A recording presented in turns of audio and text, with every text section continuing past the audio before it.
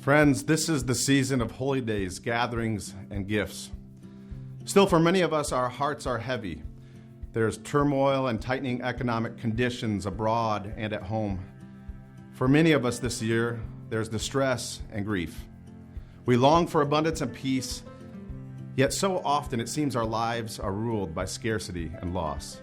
As God's people, it's good we remember that we are not defined by what we achieve nor by what we lack. Rather, we are defined by God's achievements through Jesus for us and for all the world. Despite the storms of this life, we are a people whose lives break forth in thanksgiving. For even now, despite all that we face, God's riches in Christ fill us to the full and beyond. As King David wrote in Psalm 23, "My cup overflows." This year, 1517 has been richly blessed. With your generous support and encouragement, we published 13 new books, including everything from daily devotionals to New Testament commentaries and Christian fiction, as well as more than 400 original articles on theology and scripture from over 50 different contributors. Together with our podcast network, which doubled in listenership and had over 5 million downloads, 1517 reached hundreds of thousands of people with the good news of Christ and his completed work of salvation. We are so grateful for you and the many people like you who give regularly and generously to support this work. We don't take any of this for granted. And so here at year's end, despite the happenings of this world, we thank God the Father, for it is from him that all blessings flow to us and through us. We thank God for our mission and work and your participation in it. And we thank God for your support of 1517. Our cup truly overflows with the riches of God through Christ Jesus, our Lord. Thank you. Thank you. Thank you. Thanks. Thank you. Thank you.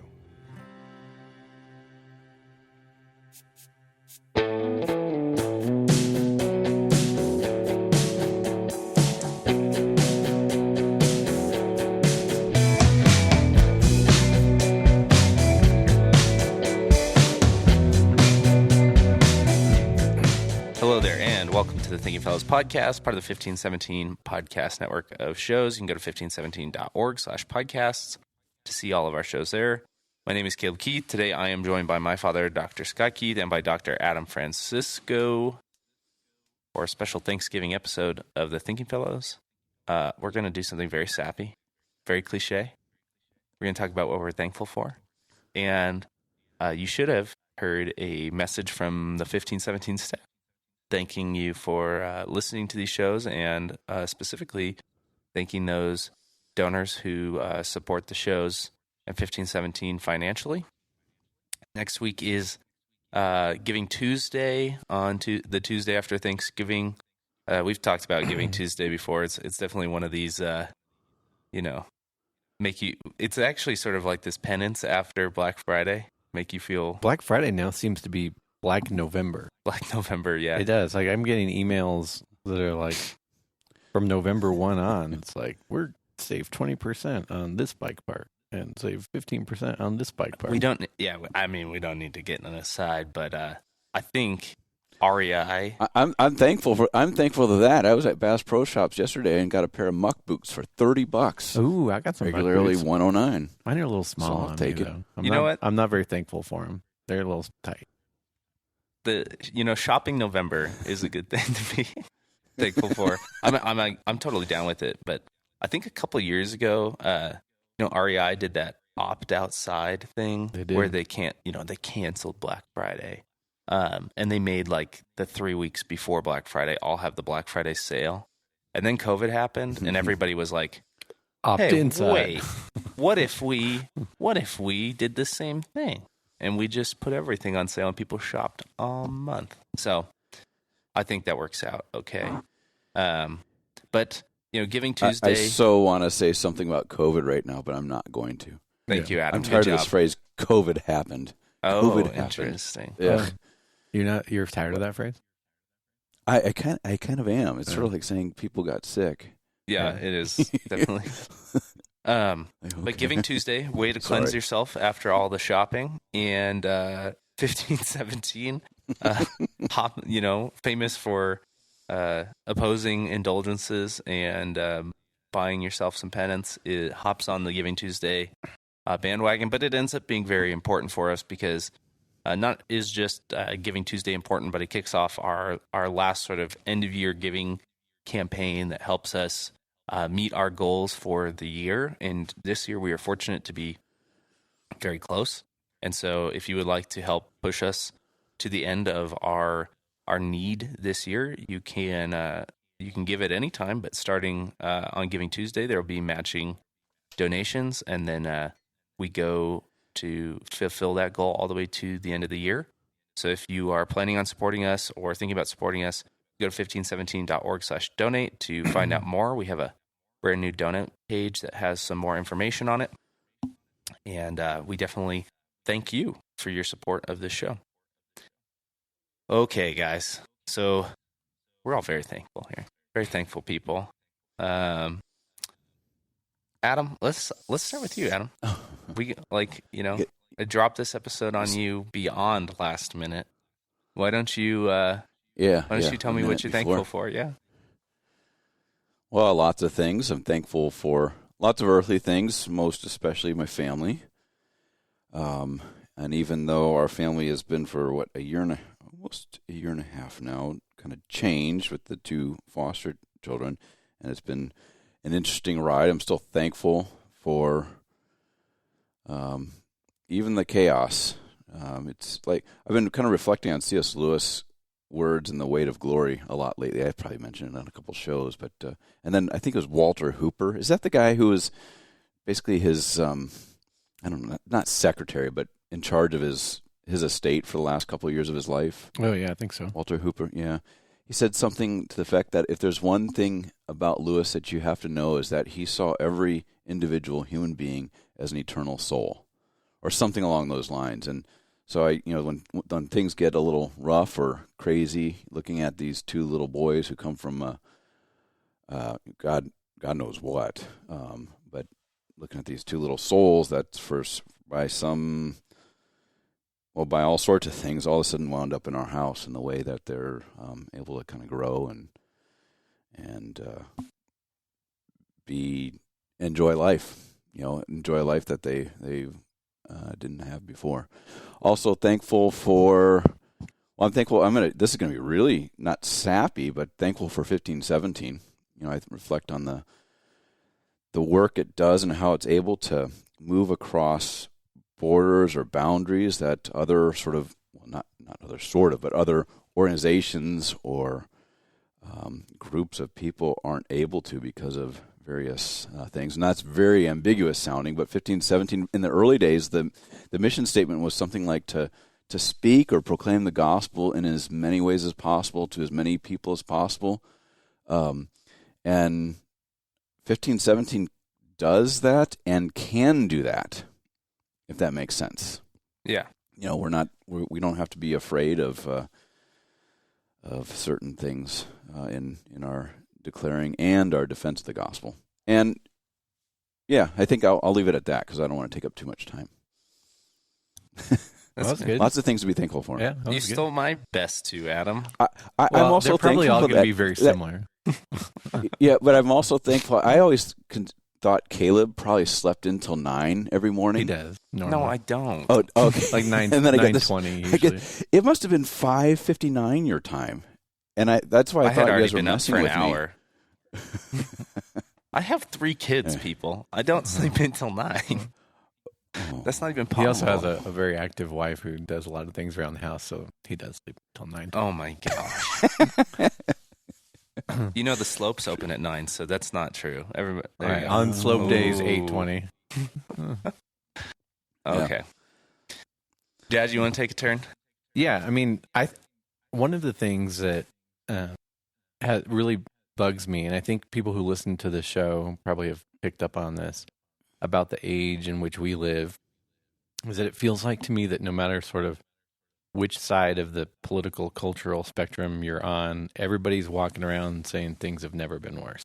Just things have never been worse. In fact, I ran into yet another young couple just recently that are saying that they don't want to have kids because the world is so bad. And they don't want to bring kids into such a bad world. And so I actually think while this is maybe a cheesy topic to do during Thanksgiving week, it's not a bad thing to remind our listeners of, is that there is lots to be thankful for in the world in which we live. There's a lot to be freaked out about. There's a lot to be scared about. There's even a lot to be maybe legitimately worried about. But that doesn't eliminate all of the blessings that we have, and even all of the blessings that living in this particular time affords us, that we wouldn't have had before. And you could even just use this particular podcast as a reference point to say you have access to information from people that create this content at no expense to you on a weekly basis, and you get it by virtue of logging on, probably via your phone, to a very simple application that allows you to listen to this and literally thousands of other shows just like it all over the world on thousands of topics if you want to know more. Adam texted me this week. That's another thing to be thankful for, the ability to text and not have to talk on the phone to people all the time. I was actually... I thought it was going to be me. You're going to be that's another thing to be thankful for. It's Adam texting. I was actually thinking about... It brightens your day. That in your guys' lifetime, that was actually an interesting change, right? Because I went up to Washington and I taught at a friend's church up in Washington. And I was thinking about when Adam came out to Nevada to teach at Bethlehem when we were attending there.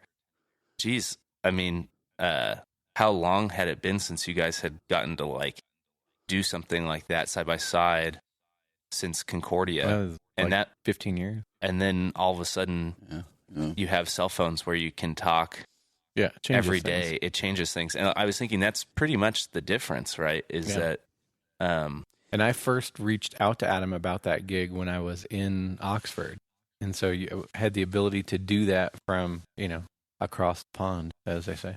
Interesting. So interesting. Yeah, but I mean, it's kind of amazing. So Adam texts me this week and he says, "What do you know about Calvin Coolidge, whose name I now know is John Calvin Coolidge?" And I said, not much. And I texted him back the very little that I did know about him. And he said, "Hey, have you ever read this book?" I said, "No, I haven't. I checked it out." I was able to get that book on Audible within 30 seconds and start listening to it. And, without even interrupting. That's the other thing. You have audiobook, so you could continue to I was still work. Doing my day, man. Yeah, you could write emails, ride your bike, go and clean your garage, and read at the same time. Yeah, all that. Write articles, do whatever, and still have that kind of going on in the background at 1.5 speed. And and that's how you get through it so fast. And know more about who a very underrated president of a time period in American history that I'm really interested in that I didn't know about before, and that's amazing. So that's amazing. So as much as I am sometimes or portray myself as a Luddite, I am thankful for the technology and the age in which we live that allows these things to happen. I can say I loved living in the 80s, and growing up in the 80s was kind of cool. But I think things are probably in many discernible ways better now, and I'm thankful for that. Again, they're worse, of course, because we live in a sinful world. You're not gonna ever really tip that balance, right? There'll be sinful humans that use this technology for sinful motives, and we will at times too. And this has to be realized. But we can still be thankful for that. And one of the things that does worry me the most about the age in which we live is that everybody thinks it's so bad that I think they're running away from, even the quote unquote progressives are running away from some of the true progress that we've made, and kind of seem hell bent on actually making their things have never been worse a self-fulfilling prophecy. So that worries me a bit, but I think on balance, people will keep striving to make things as good as they can be within sort of the simple possibilities that we have, and I look forward to seeing some of that. Now, I'm also again scared to see some of what happens, in the future. But at the end of the day, as we've said on the show many times, what happens here, is not the end for us. Yeah. And we know that there is a hope that lies beyond any of our technological or otherwise human progress. And so I'm thankful to know that too. I'm thankful that at some point in my life, there were preachers who preached the gospel into my ear and baptized me with water and the word and brought me into this faith, that I had a mother and a grandmother that insisted on keeping me in this faith and invested in that by making sure I went to church and to Sunday school and Lutheran grade school. And I'm thankful for that, because that's, I truly believe that's kept me and my brother, who was just up here this weekend, in the one true faith. And that's a wonderful thing. So I'm thankful for those people. I'm, of course, thankful for my family. There's a lot of them up here in Big Bear now. So it's easy to be thankful for them every day, and at the same time to be frustrated. But Me? On balance, Frustrated? on No balance, of course, it's merely thankfulness. I have one of those families that you can sort of, and I think Adam probably would appreciate this with the fostering you've done the past year and a half. I have one of those families that it's easy to get frustrated with, but it takes you, sometimes you catch yourself being frustrated with things that on balance in other families and in other situations would be really, really, really little things, really, really little things. Like, oh my gosh, I can't believe they didn't shovel their snow, and it's easy to get real uppity about that. And then you look at some other situations and go, wow, this is probably not a big deal. So, yeah. And of course, I am too thankful for 1517. I've said this at Here We Still Stand, but it's not my imagination about what 1517 could be that has gotten us here. I'd say maybe it's some of my stalwartness that's helped that, but it's not my imagination. And I'm so thankful for what we have become. The difference between now and 7 years ago when I first came on full time is it's shocking to me. And how much God has blessed the work of this organization, and the proclamation and defense of the gospel that is done through it is something to truly, truly be thankful for. Cool. Yeah, I would say that the comment about, not having kids because the world is, this is such a bad world. You hear that one a lot. I hear that one a lot. I think one's people probably don't, been an excuse through the ages. Yeah. I also think that it discounts the fact that the world your kids experience largely until they're, much older, say high school or whatever, is largely whatever you create for them. As a home environment, as a school environment. I mean, ultimately parents make that choice as well. And so, if you think the world is bad, create an environment or a world for them that is not include all those things that you're worried about. And if you're worried about sort of political or existential problems that would be, bad for kids, I just think those are probably so little on the scale of what people experience every day that really doesn't have much to deal with it. And if you want the world to get better in any way, shape, or form, and you think you have something figured out about why the world's so bad, you probably should have some kids, because that's what gets left behind and keeps the world going. Yeah, the irony to that whole thing is that's if you really feel like somebody needs to make the world a better place, your best chance personally to accomplish that is by raising children who, but it's not just sitting around tweeting about how no. So if you think are. that there are lots of bad people in the world and it's making it bad, why don't you produce 3 or 4 other people that you help make into good people to counterbalance that? I mean, it's silly. I remember Rod used to talk about his men's meetings with Paul Fairweather, and how at one point he was expressing to Paul, his worry about his daughter Erin, and what might become of always daughters, about daughter, particular way. And Paul looking at Rod would communicate that Paul looked at him and said, nothing in this world will be have greater influence on her than her relationship with you. So just focus on that. And I think, that's true for parents. That's just true for parents. You are, if you choose to be so, you are the greatest influence in their lives, Father. Yeah, I think that's true. I guess I'm thankful for my family. I would say specifically, that I am very thankful to have 3 awesome kids. And I'm thankful, especially that little baby. Especially that little Edmund's cool. He is. It is amazing how quickly. I mean, from very, very early, from weeks old, you can see their different personalities. It is truly amazing. I'm extremely thankful to have these kids while I'm so young, because I can do pretty awesome stuff with them. We just did a trip doing like 2 full days of snowboard lessons at Mammoth with the older 2. And they're 5 and 6. So they get it? They get the hang of it already? They did well. They can ride lifts, like small lifts, and get down to stuff. It's cool. Snowboarding is harder than skiing initially because it takes more muscle and coordination to stop.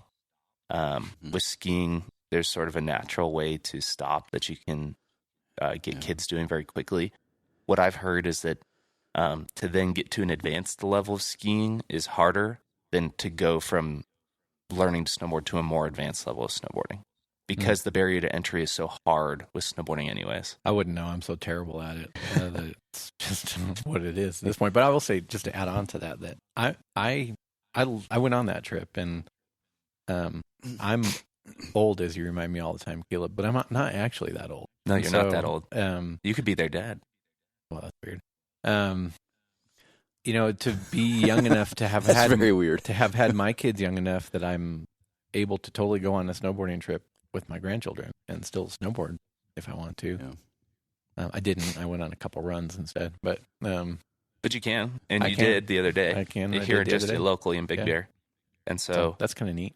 Oh yeah, so it's very cool, and I'm reminded of that. I have a friend here in Big Bear who's he's 40 and has kids slightly younger than my 2, and he's been hanging out with us, and we did a couple mountain bike races together at a thing, and I mean he won't stop talking about how, like, looking at how much more energy you have as a sub 30-year-old, that he and his wife probably should have had kids sooner. Mark Pearson tells me that all the time. He's like, we used to look at you when you were in college and you had kids and we thought you were crazy. He's like, you had it right, man. You had it right. Did you guys know I turned 49 yesterday? Wow, you're old. Adam. Happy birthday. Yeah. So I'm thankful I'm not as old as you, Scott. But I think that's got to be super cool to be. You're 50, you're 51, right? I'm that's 50. young. I'm 50. I think. 50. And being able to go on a snowboarding trip with your grandkids, like they're old enough, Yeah. And you're still young enough to do that. I will say I feel younger this year than I did several years ago because I lost a bunch of weight, and it really does make a difference. I can tell in biking. the snowboarding this year that it makes a difference, because 2 years ago you could tell how hard it was. Yeah, that makes a real difference. So I'm definitely thankful for having kids, and I definitely encourage more people who are on the fence about it to just get married and have those kids, man. Like if you're been dating somebody for too long, just get married and just have kids right away. Like, just don't sit on the fence on it. And I think it's been clear over the course of the show, and maybe more so the last several years, that the show's very pro-natalist. Yeah, I mean, it just has the largest positive impact on your life possible. Yeah, it really does. And it's hard to underplay it, I think, for myself. Man, I am so thankful for the automobile. Well, that's interesting. I like that one. I really am. I have driven over 18,000 miles this year. Kind of a freedom device in a lot of ways, isn't it? It really is. I've driven my family in particular over 18,000 miles this year. 7,500 of that were on 2 road trips across the U.S., and then other times have just been down to the office in San Clemente and back, and down the mountain and back, which is basically anytime you leave Big Bear and come back is, 150 miles. That first road trip was the one that inspired me to lose a bunch of weight. That first road trip, yeah. And so we went to the Bentonville conference, Here We Still Stand regional event, and we drove there and back 2 different routes across the U.S., and then I took this trip to Washington, which was where I spoke at a friend's church, and we set up some new podcasting equipment and stuff, and I took the family. We went to Monterey. On that. We went to, we did some camping, a weekend camping trip in Monterey and Santa Cruz as well. And then Mammoth. We've been to Mammoth, and we did, for those mountain bike races that I was doing, my family would go camp. They're close, but my family would go camp overnight for those and stuff. And so, I'm very thankful for the car. On this last trip, I was thinking about that idea. What was it? The name of I think it's a book, but it's also just a concept, Dangerous at Any Speed. Mm-hmm. Ralph Nader. Ralph Nader, yeah. And just sort of imagining the world without the automobile. And it's hard to, because the U.S. and our infrastructure and everything is car-centric. And while they are dangerous, and you can see why they're dangerous, especially I think as cars get heavier and faster. He was mostly talking about one particular car. But he was, but it's been sort of adopted as a, if we had put the kibosh on it and gone public transportation sooner, our infrastructure in our country would look different. This is a giant country. Yeah, I know. That's something you got to say about this. This is a giant country. And like to have massive public infrastructure that would get you to all these different places in this giant country would be just a lot.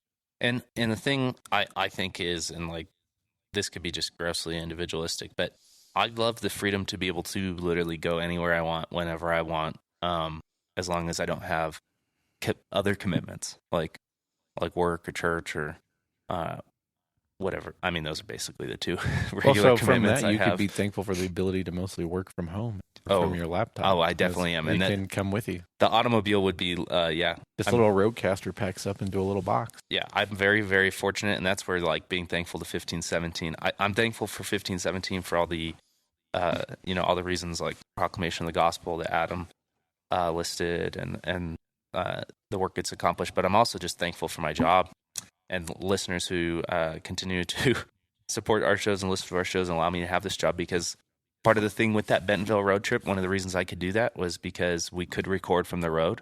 Mm-hmm. I can answer emails and phone calls from my iPhone in my pocket. From Estes Park in the snow. In the snow, outside. Outside on a patio. Yeah. You remember that, Adam? I do. With elk, like 20 feet to our right. 20 feet to our right. So, you can do the job from anywhere. Now, you definitely, what I've learned doing the job from the road is that it is much easier and often better to do it from home or from the office or from Dallas. You couldn't do it from the road every week of the year, but you can do it from the road, and it's been awesome. And yep, I'm just thankful for all the the tools that allow us to do that. Things like my phone, things like the car. I really don't want to go backwards on the car, and that's why I bring it up, because I think he lives in California. They're trying to take his car. They're trying to. Oh, that's where this is coming from. We're trying to go backwards on the car. I'm not. What he means by backwards is California's got a mandate that all cars be electric by 2035. There's a slide into that it can be a plug-in hybrid, I think. Yeah. My one downside to this really is, I'm not even going to go an environmental route or anything. It's just that they have less. They have less range. Yeah. And less top-off ability. Yeah. I mean, currently your best range on something like that is, 300 miles? They're also, around there. And I would say this, they're also currently antinatalist in this sense. Yeah. There's only one electric car in the market today that could do what my 7-seater Subaru has done this year, which is carry me, 3 kids, a dog, and a trailer, and 6 bikes, and go certain distances. Once you added in a the day. trailer to that car, you would never get those distances. And once I add the stuff like a roof rack and stuff, you'd never get those distances. and I can just fill up. And so even though my gas mileage gets... And how much is that one electric car that would do that cost? It's $150,000 that could do it. My car was $35,000. So there's that's a bit of a gap. There's a bit of a gap there. So, and, so that's what I would say is like, if you're just two people, there's actually a lot of electric cars out there that could do 98% of what you want to do, including road trips with only mild inconvenience. If you are a family, not only is the cost outrageous, but they just can't do what like I can do with my family given the gas car. So I just don't want to go backwards on that. And I think people, especially in the state we live in, Governor Newsom, reconsider. Yeah, I mean the plug-in hybrid loophole definitely means that gas cars will be around. But so yeah, I'm thankful for that. Thankful for 1517. I mean those. I think we've each done like 2, so that's fair enough. That was actually kind of fun. I liked it. Anything else, Adam? Did you think of anything else you're thankful for? I mean, there's lots of things, but we don't need to talk about that. Well, I'd say it's. On yours, I know that having the foster kids has been hard a lot because the foster kids system is difficult. Yeah, it's awful. But as hard as it's been fun and sometimes sad. Sort of getting the updates from you about how well they're doing. Like you get a picture from Adam just kind of randomly with no context explanation. I'm the king of that. Or context, just like on his Instagram. Which will be just like this little person, with an advanced belt in, I assume, jiu-jitsu. And that this little person would have not had the opportunity to do that if they hadn't come into the Francisco family for this period of time. And you just know that, right? And it's just, or a sad picture of them getting some medical care that also, likely they would not have got if they weren't in the Francisco family.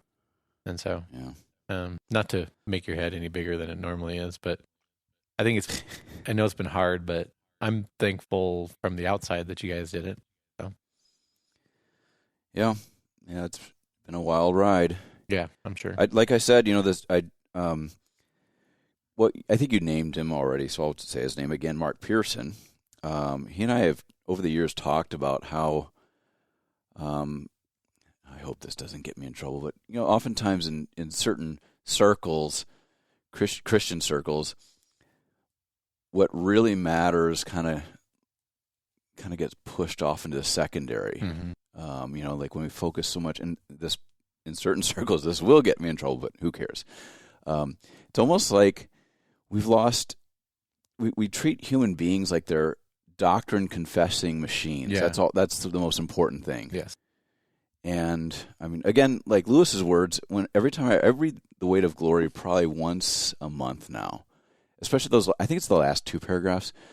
It's so simple and it's so like duh, but still profound. I got to keep, because I'm like you, Scott, a little grumpy. Oh, grumpy. A little cynical sometimes.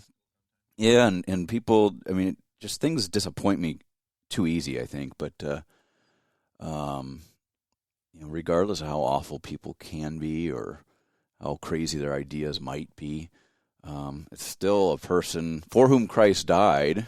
It's still it's a not just a glob of flesh, but an eternal soul. And that, Pearson and I have talked about that over the years, and how we get a little disillusioned with some of our friends who are like of the pure doctrine crowd, which is just fine, but they lose sight of that. And that's the thing, like going back to 1517, that's the thing 1517 does very well, is it is both, if you will, confessional and missional, or evangelical, however you want to characterize it. I think for me, it's a great gift. It's a great relief for the pent-up theological angst I've had in certain arenas where you're just worried about you might say something the wrong way or use the wrong word, and so anyway, forever be doomed to be named some something that you may or may not be. Right. Well, that's a great thing to be thankful for. Yeah. So you guys look like you're our listeners can't see you. It's kind of funny. You guys are both in there's a puffy jacket or double big winter but coats. it's So normally we would record hilarious. this episode in my office, which is nice and Yeah. heated and carpeted and comfortable seats. But I have guests at my house, and one of them is sleeping in my office, and it's 6 a.m. here, and that person is still asleep. And so we had to come to where Caleb records Outlaw God with Stephen Paulson, which is his garage. Now, it's been the coldest November on record in Big Bear. And so we are in his garage It's at not that cold in here, 6 though. a.m. in the morning, and it's by not that cold, he means it's probably pushing 38. No, 40. it's 52 in here. I brought out a temperature gauge. It's 52. I don't think it's 52, but whatever. It's been bone-chilling cold here in Illinois. I brought a buck back from Michigan just the other day. Oh, I didn't. Well, a week I ago, didn't see a picture and of that. it's nothing worth writing home. He It's wasn't small, proud of it. So, but the by shot a buck, was you mean amazing. It was a spike? Yeah. No. It's like a 3. It's a weird. I'm glad to take the thing out of the gene pool. Okay.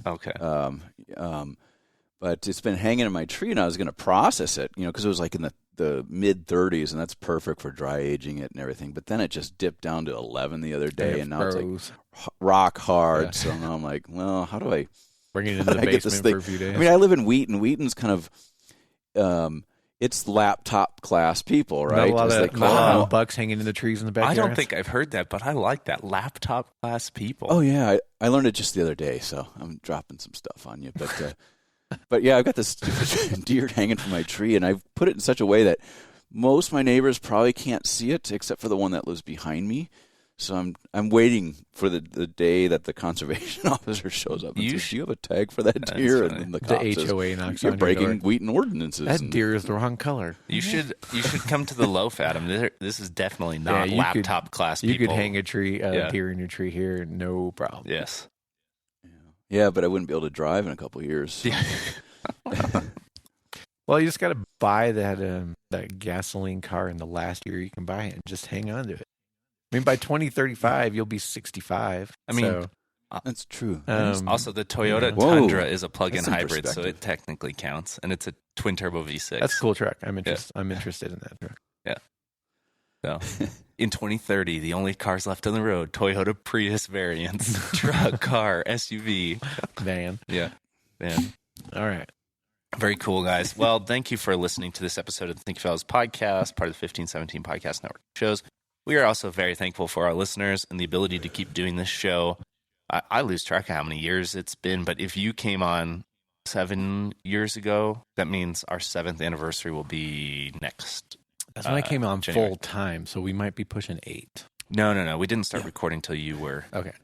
So, hey, you know what's amazing about this show is I've met now twice people who have come into my jiu-jitsu gym who they learn my name's Adam Francisco, and they're like, wait a minute, and they're Thinking Fellows listeners. Oh, that's hilarious. Cool, yeah. I'm like, yeah, that's cool. Just the other day, a guy who was described as a fanboy of mine. I was like, we don't have fan. I offered to sign his back, though. Sign his back. Wow. After you made him submit in some kind of weird jiu-jitsu hold. Yeah. After the blood ran out of his face and he fell asleep for a bit. That is pretty. Just kidding. That is pretty cool. I feel like in a laptop class neighborhood, you got slightly better odds of that. I've met one person on a ski lift who has. Oh, really? Who knew our show? That's very cool and very random. But because we're here, there's a lot of evangelicals out here and who have kind of Reformation ties, so it makes sense it would happen here. Yep. Not as many here. Not as many here. No. I have met a couple people, like the guy that's drawn up the engineering plans for the deck on Little Bear. He had listened to the show before we met him. I've also met more people who I'll give it to Dan, have listened to 30 and 40 minutes. I think if you meet evangelicals down in Orange County and you talk about, and I'll be like, I run this podcast network, and maybe I've heard a show. My best odds are probably saying 40 minutes in the Old Testament. Oh, I agree with that. So, but yes. It's not even because of the more listeners, which they have now because of the Bible. No, they're very Bible based. It's just that they're very Bible based. Yeah. So it's very cool, and thankful for listeners like you who keep these shows going, keep the podcast network alive and growing. So thank you for joining us every week over these past several years, and we will catch you next time. Bye.